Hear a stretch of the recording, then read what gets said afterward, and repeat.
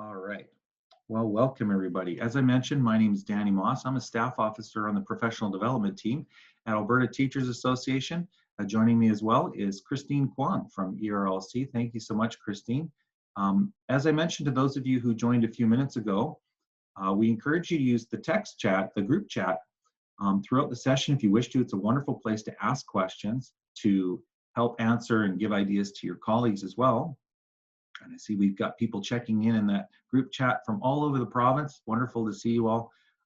If you are just in here and you haven't tried this before, just mouse over the bottom of your screen and look for the chat button.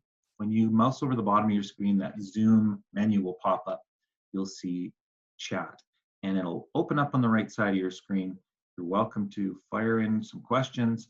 I see that your mics are muted. I'll ask you to keep those muted throughout the session unless you wish to open it up and ask a question, just like one of the other teachers did just a moment ago, so that was great. And so why don't we get started? Christine, anything else you wish to add? No? All right. No, I'm good.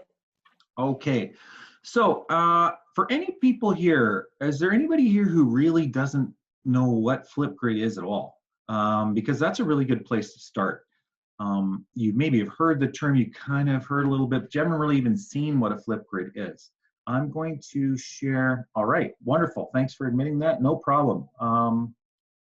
Yeah, so let me give you an example. Let's just start off with just a straight up example of what a Flipgrid is. This is a Flipgrid that was created basically in a nutshell. There's a prompt or a discussion prompt of some sort, and sometimes it's done with a teacher recording a video to introduce that prompt. In other cases, it's just a picture or an animated GIF and some text to introduce that topic, okay?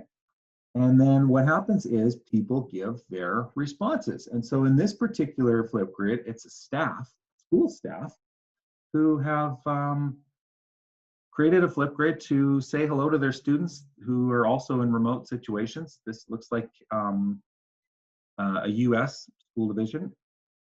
And then so what you'll see here is that the staff have used this green plus button to start recording a response. And then after they have, you can see all the responses here on the grid.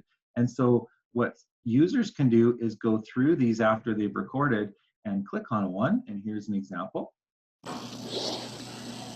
Hello, Northeast. I hope everyone is doing well at home. I hope you are spending time during the day sometime and doing some drawing.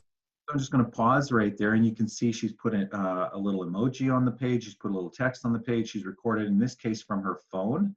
People are recording. Good morning, Northeast families. I miss you so much. Hope you're doing well. Just going to click. Some people are recording from Hi, their Northeast. webcam on their This laptop. is Ms. Rosales Medina. I hope everyone is doing well. Do your best in your e-learning. Anyways, I'm going to close that so you get the idea. And so students can go through here. Looks like in this case there's even the ability to reply to one of those video responses. So, hey everybody, I hope you're doing well during this crazy time for all of us. We're staying safe. On this one. This looks like a student response. Hi, Mrs. Blazer. I miss you. I hope. Pretty cute, hey? Anyways, could you hear that? Could you hear the audio? All right, so good question on the FOIP piece. In this particular case, yes, because they have made this wide open. And so there are ways when we'll look into creating a Flipgrid of our own, and what levels of privacy can you put that? Can you upload videos instead of just recording straight through? Yes, you can. I'll show you that piece a little bit later. But I just want to give you an example of kind of what this is, okay? So why don't we go to the start? I'm going to invite you to go to, if you'd like to try this with me, you're more than welcome to do that. I'll type in your text chat. We're going to go to flipgrid.com.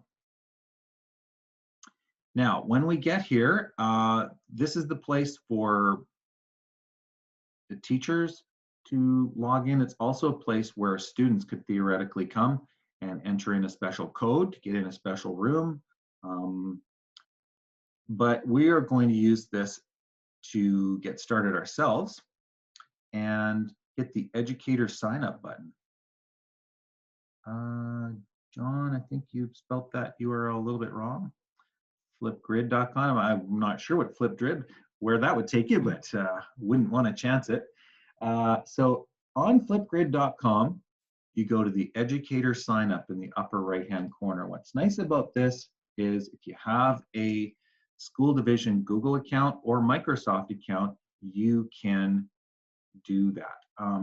Students do not need accounts, but you may wish to. We'll look at all of that here. So let's imagine as a teacher, I'm going to sign up. You can click your Google or your Microsoft. Okay. And then it'll prompt you to pick which Google account, your school division Google account. And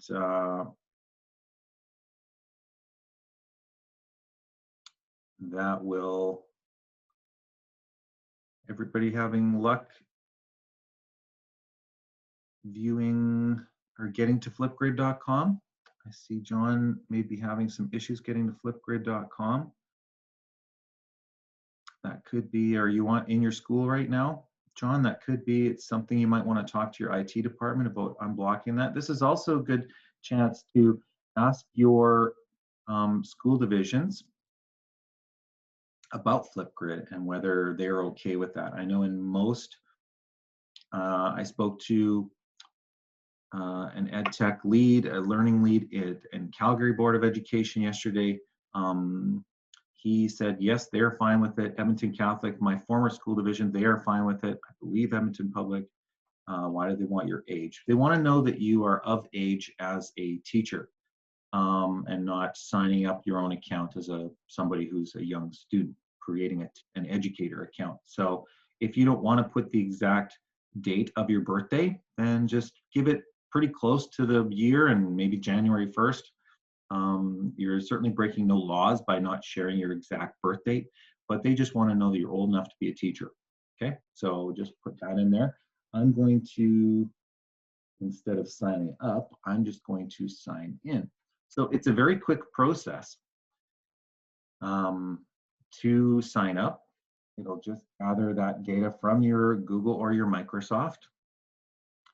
And then when you come back, instead of sign in or sign up, you'll sign in. I will sign in with my Google account. There are many, many potential layers of security here. So this is something, a very positive thing to be aware of. There's a whole section on how they secure privacy, etc. But to be honest, I'm a little bit surprised at how open some school divisions are really cautious about web-based tools that teachers are using. But for this one has gained a lot of positive support for some reason. I will say this, Flipgrid was an independent company when it first began several years ago. They got to the point where they had a free version and a pay version, like many web-based tools are. And then just less than 2 years ago, Microsoft purchased Flipgrid and made it free for educators forever. So it is owned by Microsoft. So I don't know if that gives you any more comfort, or your IT departments, but probably does. So there's that as well. Now, when you get into Flipgrid the first time, they're just to kind of make you aware of how this whole environment works. There's a grid, and then there are topics within the grid. So imagine a grid almost like a Google Classroom or a classroom site. And in that one class site, you can contain a number of these topics, response topics. You can delete those at any time. You can make a lot of new grids. But if I was a homeroom teacher, I would probably keep just one grid as a teacher. Now, if you taught a lot of different grades, you might want one for each different grade that you're teaching. Anyhow, let's just start by adding a new grid. And so if you are on this My Grids page in Flipgrid, let's just start by creating a new grid. Right now, nobody's here, nobody else is seeing this, and it's not shared with anybody else. So it'll ask for a name.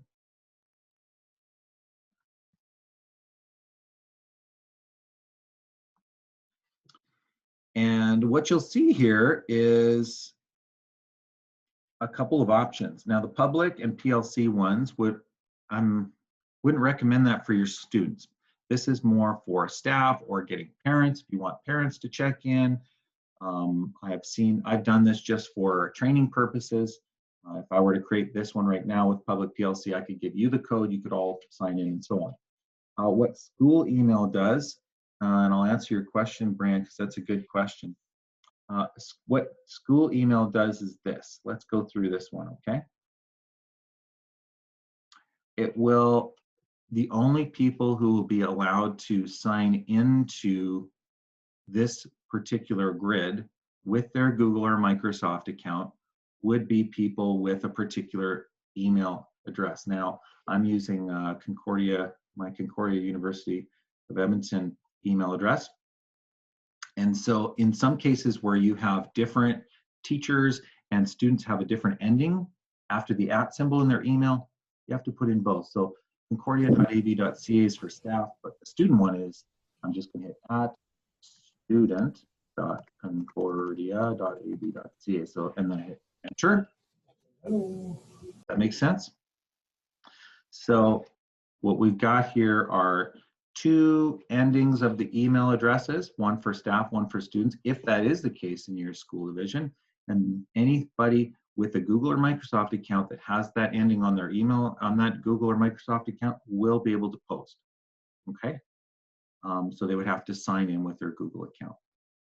Now to answer Brianne's question, 100 Voices pre-kindergarten, wonderful tool for them. Do you want them to use the school email or the student ID? I'll show you what the student ID is next, and I'll let you decide. I know some people in the earlier grades do the student ID as well, and I'll show you the pros to that, but it is a little bit more work to set up.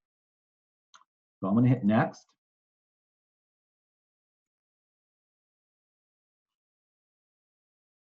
All right, and that's it. So I've just basically put my email domains.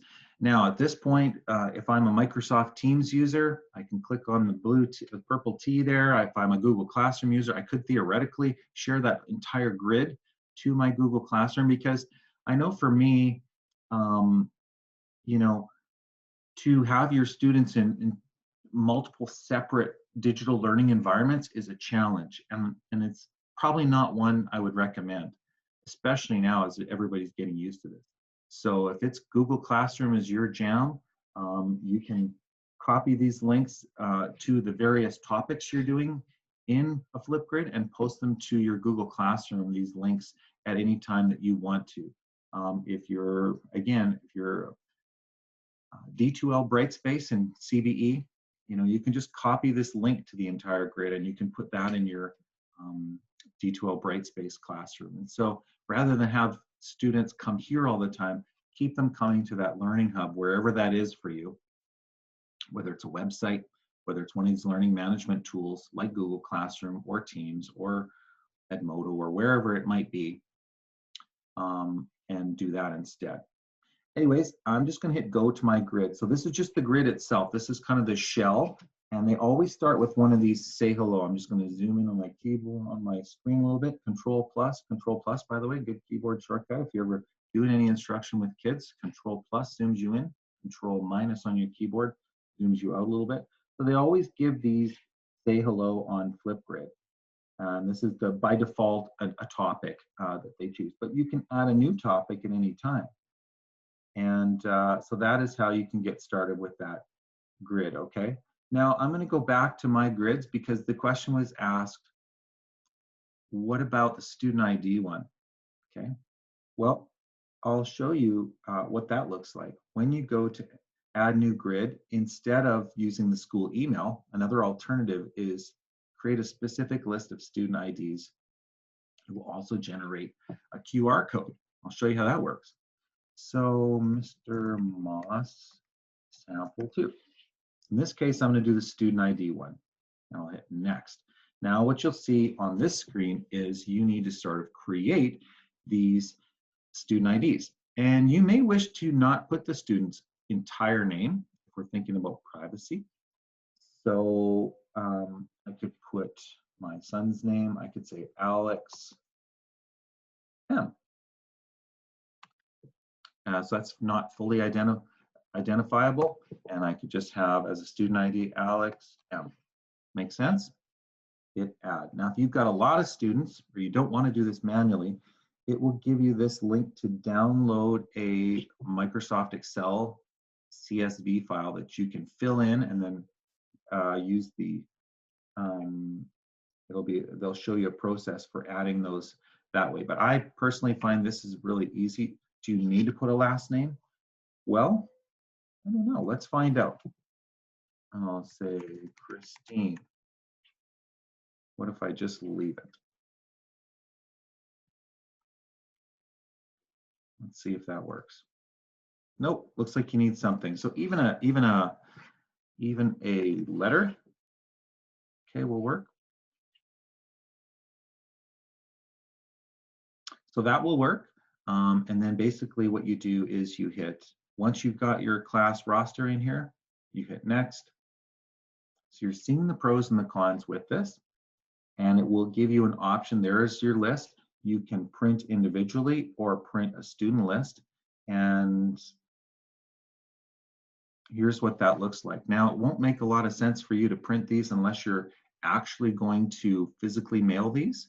But what you can do, instead of printing these to paper, you can just choose a different printer and choose, there's always on everybody's computer an option to either print to PDF if you're Microsoft, or if you're in the Chrome browser, save as PDF. So your destination printer is a PDF file. That makes sense?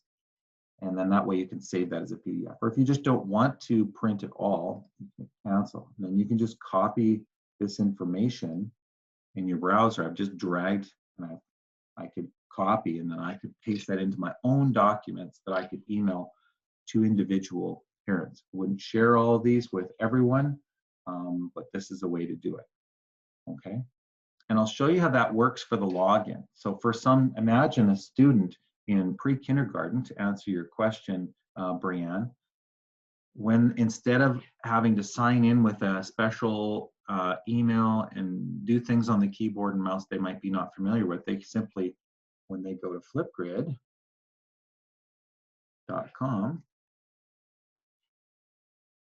now all they do is see that little QR code down there, or enter a flip code. So they're going to just go to that little QR code.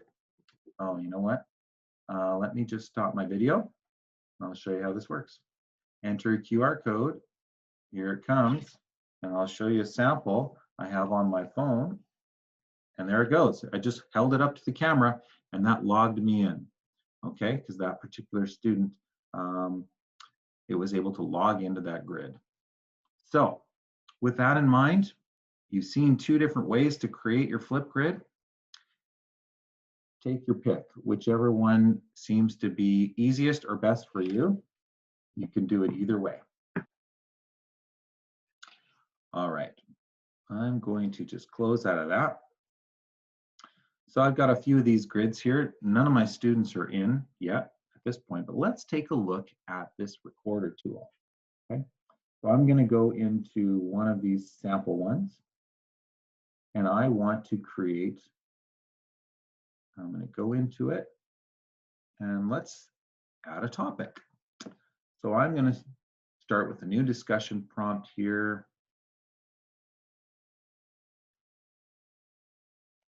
So in this particular one, I want to just start off with something that's maybe not super academic, not really a lot of academic rigor to it, just to get people used to using this tool. As well, as you might imagine, at some time, some students will get a little bit silly when they're on camera. And so this is a way of kind of just getting that out of your system, saying hello. So just so you know how to create these topics, you put a brief title. It only gives you 35 characters here, so not long. You can put a more detailed prompt if you wish to in text. You can also change that recording time from the default. Yes, any regular keyboard input, Susanna, will work. So your question about the French accent should be no problem. If you know those keyboard shortcuts, or if you have your keyboard set to French, should be no problem. So 1:30 is the default, but you might want to make it less. Don't ever let students do a 10-minute response because you'll be watching videos for hours and hours. And so less is more sometimes, and having that shorter time limit is sometimes better for everybody.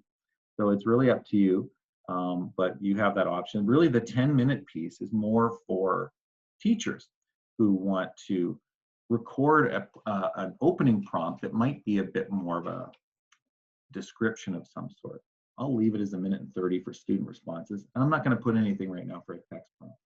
Now, here's my way of introducing that prompt. You saw in that sample one from the school, it was an animated GIF using Jiffy. And yes, I said GIF. Does anybody here a hardcore GIF? GIF versus GIF? Where are we on that one? Anyways, I'm more of a GIF person. What about you, Christine? What's your take? Is there a right answer on this? Anyhow. What a GIF. Sorry, you're a GIF as well? Yeah. All right. Anyways, I don't know what the true answer is, and I've heard many different things. Anyways, back to the show here.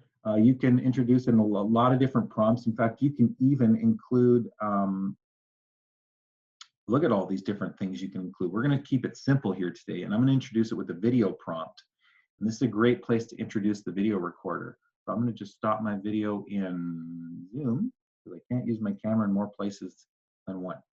So I'm going to, and listen, teachers, I get it. You often do not want to be on the video, and that's fine. So you can just choose one of these other options, even a web-based video if you want them to do a response based on a video they watch from YouTube, an academic video. So let's just go record video.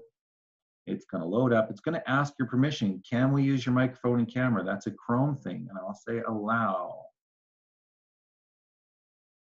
All right, so this is the video recorder screen. I'm just going to zoom out a little bit. And it's as easy as hitting the record button. Give me a little countdown. Welcome, boys and girls. I hope you're having a wonderful day. I really miss you. And why don't you just tell us how your day is going today? What have you been doing so far as you've been home? So I hit stop. And basically, if I'm like, oh, you know what, I stumbled, I don't really want to, that wasn't really good, I can hit the redo button. But let's just say I like it. When I hit next, it'll give me, it'll preview it. Welcome, boys and girls. I hope you're having a wonderful day. I really miss you. And why don't you just tell us how your day is going today? What have you been doing? So if I like it, you can hit next. Let's see, you really like it? Look, I can add more because I've only got 9 seconds out of 1:30. So if I want to add more now, I can, but let's say I'm good. I hit next. The final piece of posting to the Flipgrid is to do a selfie.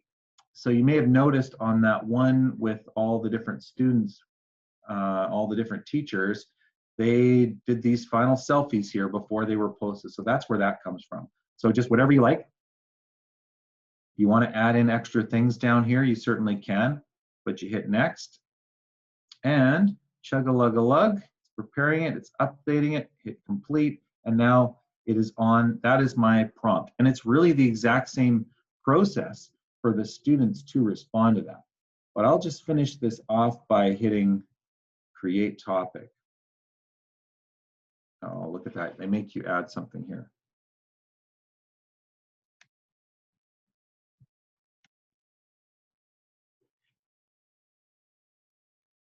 Done. So there it is. So now I'm in my, let's see, Mr. Moss sample 1. Here was my how is your day going?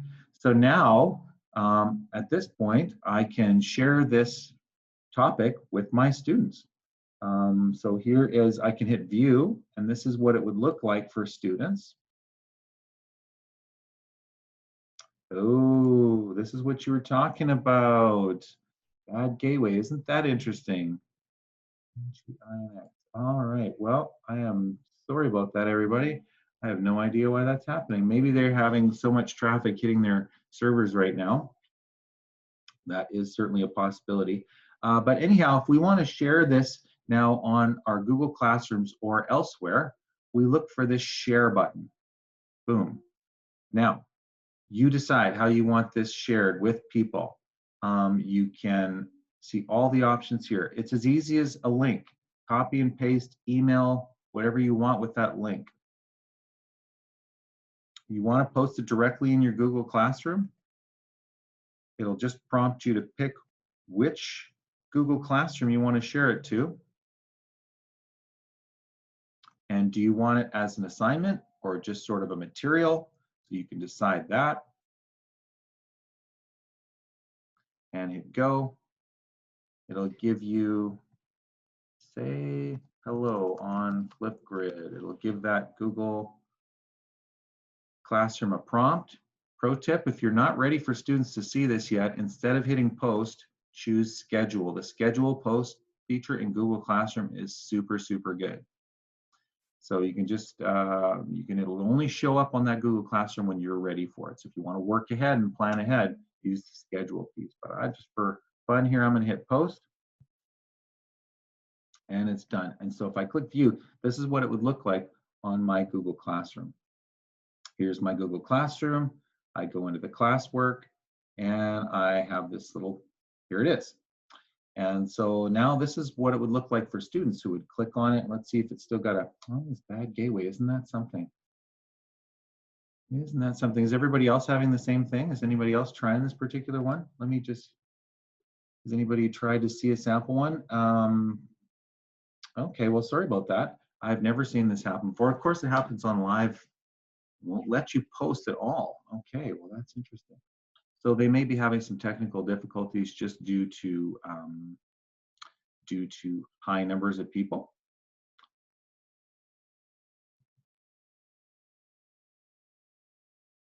So there are other ways to share this as well, including a QR code. So you could download this QR code. If you put it on a website, they hold up their phone cameras to it and boom, it activates. And now they can actually, in the Flipgrid app on their mobile device, there is a Flipgrid code, QR code reader in the Flipgrid app. You also got a bad gateway. Interesting. Do they need to have a Flipgrid account? No, so they don't need to have a Flipgrid account. They either are having that school ID they're logging in with that you have specified which domain, or they have the student IDs that you made for them. And you may recall, I'll go back to my grids. This is one I created with the student ID. And if I go into my grid itself, here are those usernames and passwords that I created, and I can add any more that I want to. So I can add and I can print those off at any time and update them. So that is how they're going to get in. They don't need a Flipgrid account per se, but they're signing in with a Google or Microsoft either based on school email or based on the student ID.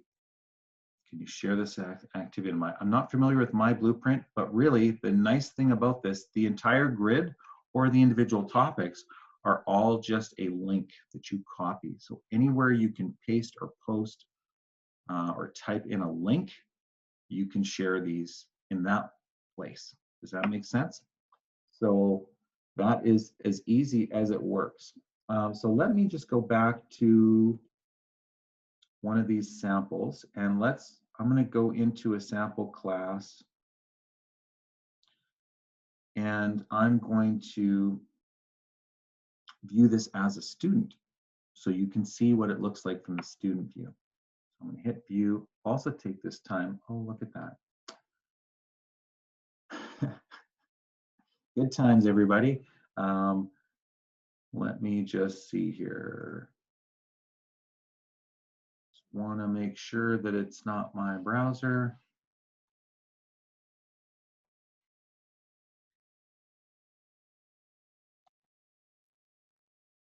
Oh, wow. The entire Flipgrid is down right now.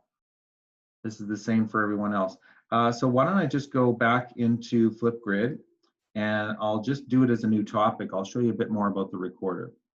Yeah, that's really surprising because they have a huge capacity as it is. So I'm not sure why. So let's say I want to do a prompt, yesterday's social studies activity. I'll keep it as 1:30. Now in this particular prompt, a really good educational practice to really reinforce and solidify learning is having students try to recall what they did. And so that trying to pull information out of their minds, that retrieval practice as it's called, is a really effective way of deepening their learning, okay? Forces them to think about it and make connections to what they already know.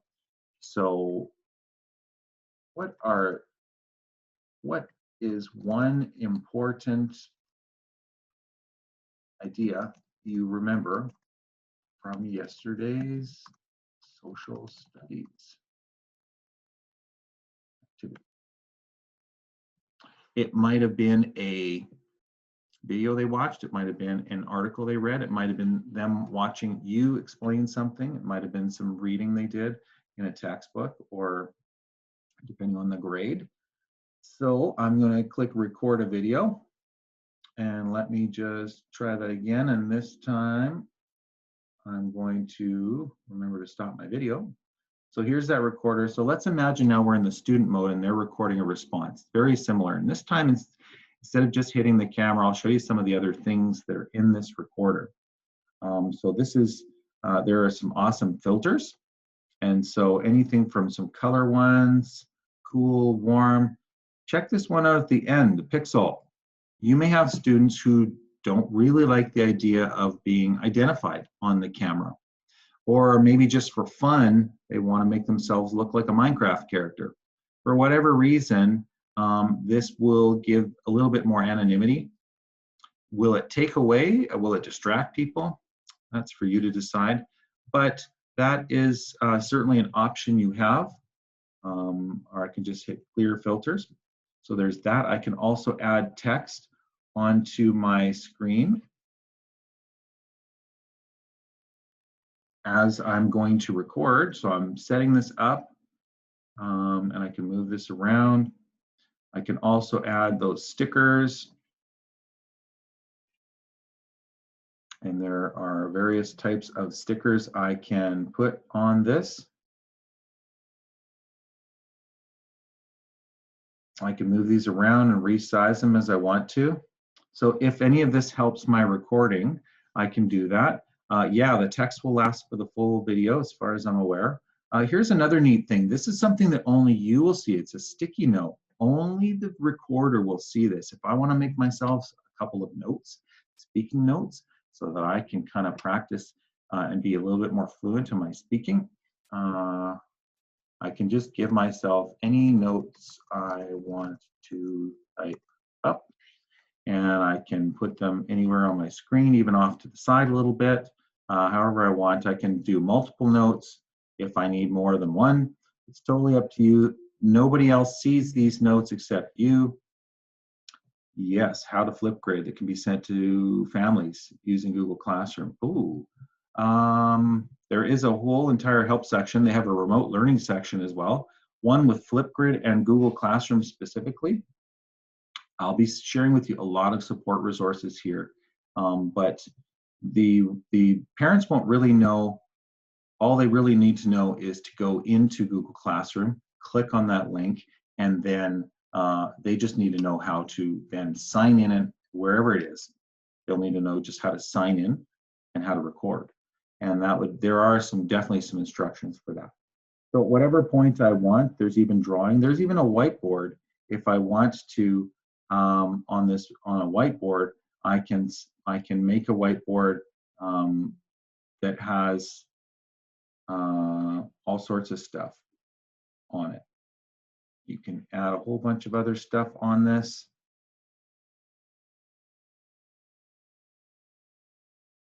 Let's see, how do I turn this whiteboard off? Clear board. Okay, so I can put a whole bunch of stuff on my screen, And whenever I'm ready, I can hit the record. Now, remember somebody asked, can I upload a video instead?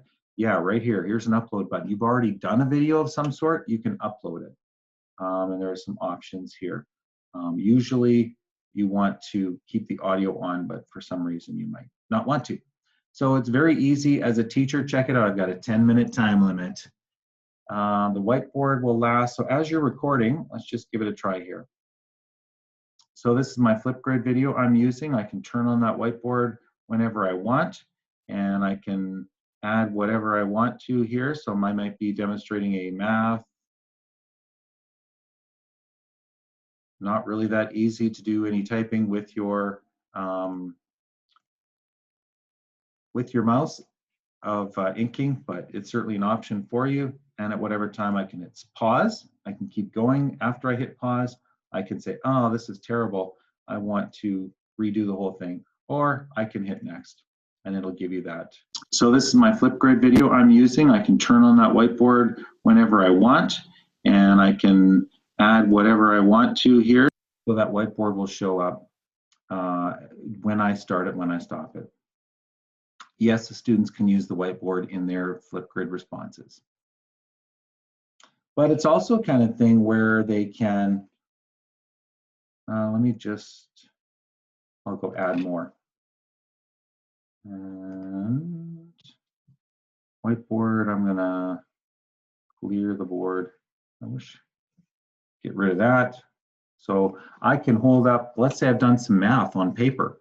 I can hold that up here and I could talk about it, how I've done that math. So there are a lot of possibilities for what can be on these Flipgrid responses. But generally speaking, we might just want to keep it really simple and just have kids just talk. There's a lot of educational value to them trying to recall something they've learned. There's a lot of educational value in them trying to explain with great detail an idea or something they have learned about, explaining with a lot of details. And so there is value to that. And in this environment that we're currently in, you may agree with me that there is value in just staying connected visually. And so this is something that is a somewhat low stakes in terms of risk. Live video, you never know what a student's going to say or do on that live video. Now, currently, I have my Flipgrid. So this is my I have my Flipgrid set up to just post to that grid at any time. But what I can also do, I can show you how to set up that video moderation piece, okay? Such that if you, I'll just hit complete, such that if you wanted to view those particular student responses first, here's how we do it. So remember this topic we were creating? Here's my video intro. Look at the more options. This is where we can get granular in terms of what we want to, restrictions and various other things. You can even add attachments of some type. Here's the video moderation piece. Turn that on, and then it's going to show up in your Flipgrid as a teacher, and it will not show up. It will not show up until you approve it.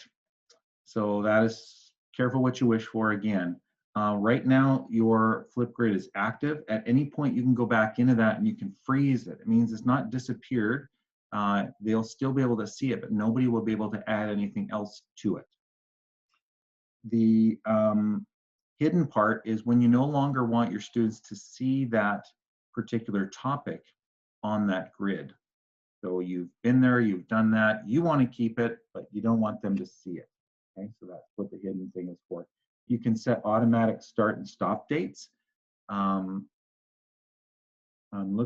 seeing a comment, what is the optional button?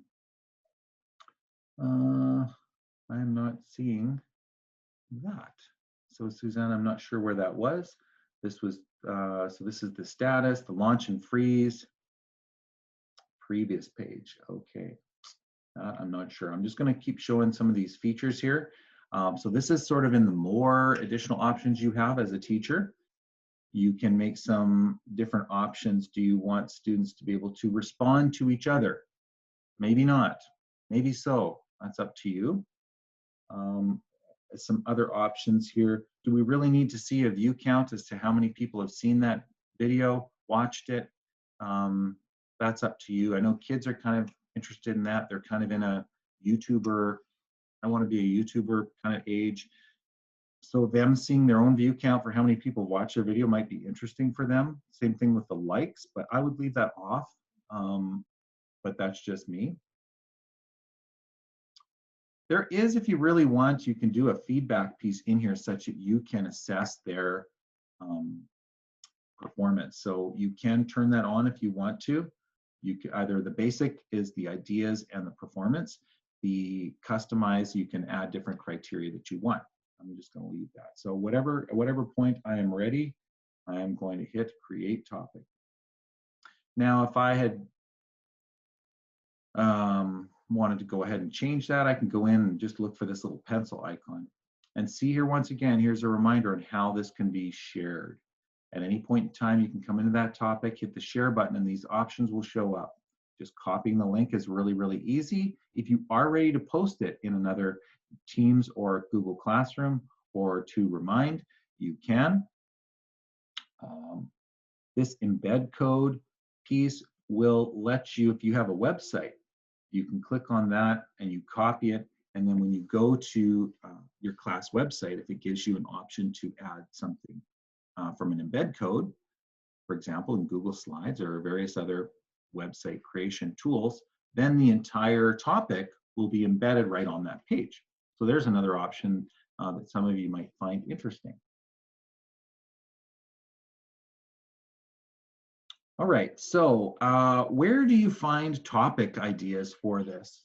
You may struggle with coming up with some ideas. Well, you must check out the Disco Library. It is a really great place where they have loads and loads of different topics that you can search through, hundreds and hundreds of ones. These are vetted by the Flipgrid staff. And there are some featured topics. Learning from home might be an interesting one with some featured topics. There are ones even that relate to some third-party services. Here's if you are familiar with Epic or BBC, Learning World, Tinker. There's a whole bunch of different ones here. But you can also go down almost 14,000 discussion topics you can filter through. So I can select my audience. Let's go back to the pre-kindergarten teacher who is here asking questions about this. We can go find just preschool. And we can go with what subject do we want? So we could go with language arts.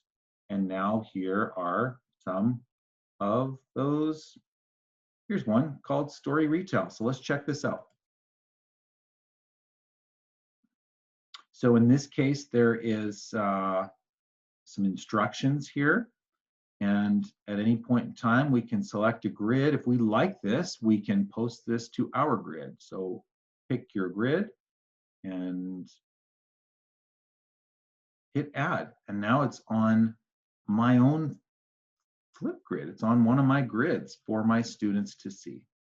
And again, it's in that, it's posting it over to my grids, and then at whatever point in time it's up there, I can hit that share button, copy that link, or post it to Google Classroom or Teams. So do check out that Disco Library.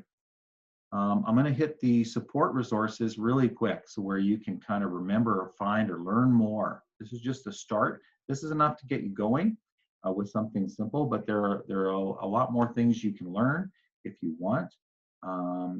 You bypass the student email. You can go back into that grid under My Grids and hit find the pencil and make some edits to that. So that's where you would do it. You would go back into that particular grid. And go under My Grids, and then you are going to find the pencil next to that grid, and that will be the place where you can go back into there. Now, this was the Story Retell one that I had posted to mine. Notice that I can make any adjustments I want to before I post it. So I'll just leave it as it is. Now, you may say to yourself, well, how are pre-kindergarten students going to read this? Well, what you may have noticed on here is Microsoft has an awesome technology that they built into a lot of their web-based tools called Immersive Reader. And so what you can do with anywhere that you or the students see this Immersive Reader button, it's usually associated with text, right? So I'll just show you what that looks like. So it's taking that particular prompt. Just like last week, we are going to story retell this week. Only this time. Lots of things you can put into this. You can highlight different parts of speech in different colors. You can break up syllables. If you have students, this is particularly effective. I've been told, I'm not an expert on inclusive ed, but I've been told that this is useful for students with dyslexia, having those syllables broken up. See the dots between the words, and it helps them break apart those words and make a little bit more sense of it. So there are some reading preferences. You can speed up or slow down. There's even a translate feature, a line focus, such that you can Time. You pick the book and you make your video. Make sure it is a book you have read. So lots of features there, and that is the Immersive Reader. But this is my prompt, and again, at any point in time, I can edit that topic, I can share that topic. What are some of the other actions I can do? Well, there are lots of things that I can do. In here, you can see some other responses. At any point in time, if you want to see what it looks like for students, just look where it says this flip code. Look for flip code. Right there. All right. Now, before we close the session with some support resources for you, I want to show you one other feature that is different than a regular Flipgrid, which is you've got a prompt and you've got some video responses. And that is something called Shorts. Remember that video recorder? Oh, geez. Remember that video recorder that we saw before? What you can do is just record a straight up video, not for any grid responses or anything. You can just, you know what? Let me just shut off my camera. I always forget that. I'll record one of these shorts. And maybe it's just, maybe I don't need my students to do any responses today. Let's say I just want to turn on a super cool filter and just say, good morning, grade 4. Welcome to, it's Tuesday. I really miss you. I hope you're having a good day so far. We've got some awesome activities for you to do this week. I'm really excited about the book that we have. I've recorded myself reading a book to you, and I really hope you like it. So have a great day. Bye. So I can do that. And then with my good morning, grade 4. I'm just using the camera now, and that's it. It's not a place for a video response. And now here that thing is. And what I can do with that is, look what I can do with this short video that I have got. I can post it to Google Classroom or any one of those same things. I can even download the video if I prefer to, or even give a QR code such that anybody who clicks on that QR code can view the video. That is a good question, Susanna. I don't know how much video tends to take up a pretty decent amount of file size. So if you have an issue with storage on your computer, then you may not want to download. You may want to just send it to any one of these other web-based solutions. It's storing it on Flipgrid, and I'm not aware of any limit. Someone asked earlier, closed captions. Yes, there is an option for that. Good morning, grade 4. Welcome to, it's Tuesday. I really miss you. For some reason, they are not showing up. Maybe they just take a little bit of time to process. I'm not entirely sure. I'm probably also taxing my system here right now, given that I'm running quite a few things at once here. But just so you know, those shorts will appear, those just straight up videos will record it, and they'll be in that shorts section. You screenshot during those shorts. I think it's just capturing your camera. I don't know that it's allowing you to select your desktop to record at that time. So that would be a different tool, maybe a Screencastify tool to record your desktop, if that's what you meant. So before we go, so just to refresh where we've come from. We've gone to flipgrid.com. We've signed up as an educator with our Google or Microsoft. We created our first grid, and then you can share an entire grid, but generally speaking, my advice to you, take it or leave it, is to don't worry about sharing that entire grid at this point in time. As you create discussion prompts as in the form of topics within that grid, then share those. And you've got an easy link, and you've got a link to post to various other platforms. And do it that way. You've got lots of ideas in Disco Library. You can record just straight up short videos and share those as well. So no responses from students. And there's even lots and lots of other features in here. So why don't I share with you some awesome support resources. So a really good one is the Flipgrid help section. So I'll just copy and paste that in the text chat. If you forget anything that we've looked at here, this is a good place to come, because when you go into here, you'll see, look at this, getting started for educators, getting started for students. That might be students and parents. So different categories, all sorts of stuff, featured articles. So that's a great place. Edmonton Catholic teacher and emerging technology consultant Christine McKee has created a wonderful, wonderful website. This website has been internationally recognized by the Flipgrid people as well. So this is a Flipgrid resource center. There's loads and loads and loads of things to help you get started with any of this stuff. It might almost be too much, if anything, but there's a lot of great information there. We have a post on our Facebook, ATA Facebook page that we posted yesterday. And there were some, for those of you using Flipgrid as an instructional tool, there was a third thing that we posted on, and that was a free Flipgrid course that was being offered by sort of another tech guru from the US, Holly Clark. So I'll just copy and paste that in there. So depending on your level of, you're good to go, you want to just try something simple, is always a good place to start. Or if you want to totally get into this and explore the Disco Library and come up with innovative things on your own, or become a real expert through digging into one of these websites or taking this free online course through Holly Clark, there are loads of options for you to now take this further. So thank you so much. I'll stick around for a while if anyone has any questions. I know I try to keep up with the text group chat, but I doubt I was able to, and thank you, Christine Kwong, as well. Christine, did you have anything to add? I know you've been working with Flipgrid a bit. ERLC has done Flipgrid sessions.